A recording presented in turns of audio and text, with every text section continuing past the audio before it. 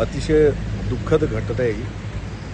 केशवराव नाट्यगृह जळलं म्हणजे खरं तर क्लेशदायकच आहे. खूप वाईटही वाटतंय, त्रास होतोय.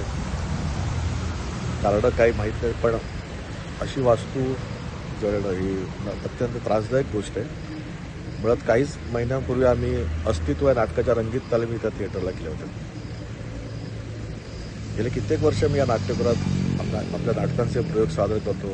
रसिक प्रेक्षकांचा तुडुंब आशीर्वाद असतो, हाऊसफुल जातात शो. आज तेच नाट्यगृह तिथे नाही, याच्या वेदना खूप होत आहेत.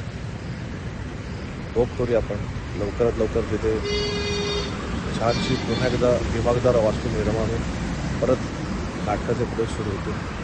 म्हणजे झालं ते खूपच त्रासदायक झालं. एबीपी माझा, उघडा डोळे बघा नीट.